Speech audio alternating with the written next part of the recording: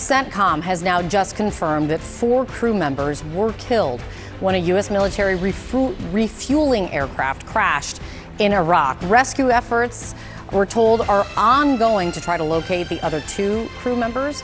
The cause of the crash under investigation, but the Pentagon has already said, though, that it was not due to hostile fire or friendly fire. Put that all together, that means at least 11 U.S. troops have now been killed in the war with Iran, a conflict now entering day 14, and all eyes remain on the Strait of Hormuz, that critical shipping channel. Iran has stepped up attacks there on commercial ships. New this morning, as I was just speaking about with the congressman, President Trump is telling Fox News that the U.S. military would escort ships through the strait if needed, but, quote, we're going to see what happens. And he also said that the U.S. is going to be hitting Iran, quote, very hard over the next week. CNN's Natasha Bertrand has new and important reporting live from Washington for us this morning. Natasha, what are you expecting to hear from this briefing, or what questions they're likely to get this morning?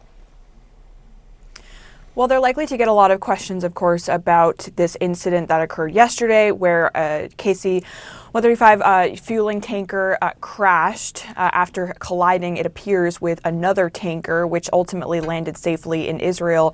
But there are a lot of questions surrounding CENTCOM's statement, in which they said that this was not due to hostile fire or friendly fire, because an Iranian proxy group based in Iraq has now come out and taken responsibility for downing that aircraft. Of course, they did not provide evidence, but these proxy groups, they do have surface-to-air missiles, and so it's possible, for example, that what happened was these tankers were trying to evade a missile, or perhaps this was just an incident of a mid-air collision of these tankers just flying too closely together. I mean, there's so many possibilities here, but the bottom line is that 4 U.S. service members are now confirmed to be dead. 2 others, apparently the search is ongoing for them. Unclear what their whereabouts and their condition is as of this moment. I also want to address the tragic loss of our KC-135 refueling aircraft yesterday.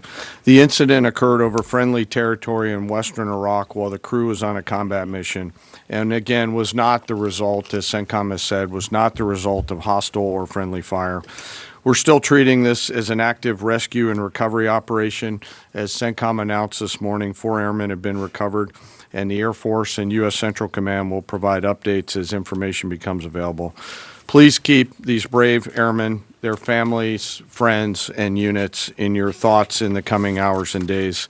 Our service members make an incredible sacrifice to go forward and do the things that the nation asks of them.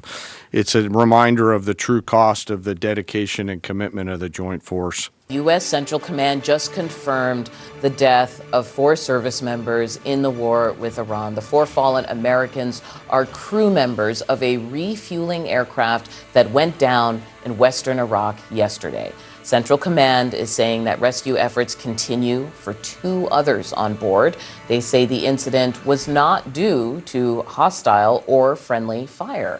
Joining me now to discuss, CNN military analyst and retired U.S. Air Force Colonel Cedric Leighton. Good morning, Colonel Leighton. I want to get your help making sense of this. So what we know is it's a KC-135, 4 dead, 2 missing. What do you make of this claim of it not being hostile, not being friendly? What can you read from that? Yeah, so basically what was happening here, Audie, is that this was a refueling operation where one of the tankers was refueling another tanker. So there's a variant of the KC-135, as we see here in this picture, that can actually take fuel from another KC-135. That aircraft, the one that was taking fuel, is apparently the one that landed safely back in Israel at Ben Gurion Airport. The one that crashed was apparently the one that was dispensing fuel to that other KC-135. The one that landed in Israel, apparently, according to reporting from plane spotters, had damage to what's called its vertical stabilizer. That's basically the tail fin that you see that's vertical in the back of the aircraft, in the rear of the aircraft. Yeah, so these there aren't was the damage. images. I want people to know that these aren't images from that plane, but this is what it would look like, correct? That's correct. Yeah, the refueling operation is a very intricate affair. And what these refuelers do is you can see that boom coming down to the other aircraft, to the fighter that's being refueled there.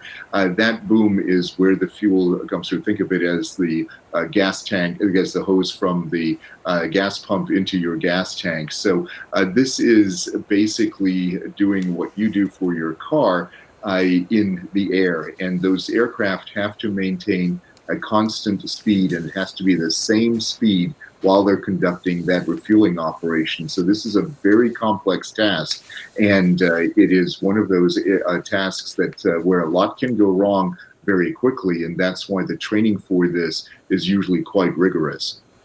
What are you going to be listening for in terms of this rescue effort, right? That there's 2 more people out there. Yeah, so this is, it is one of those things where we have to be very careful with what can happen next. But these accidents are often quite tragic, and it is, unlikely, unfortunately, that the other 2 crew members will be found alive. These crash scenes are terrible crash scenes. What you'll see in most of them is a wide field of debris that is very hard, if not impossible, to survive. So this is it's a tough effort.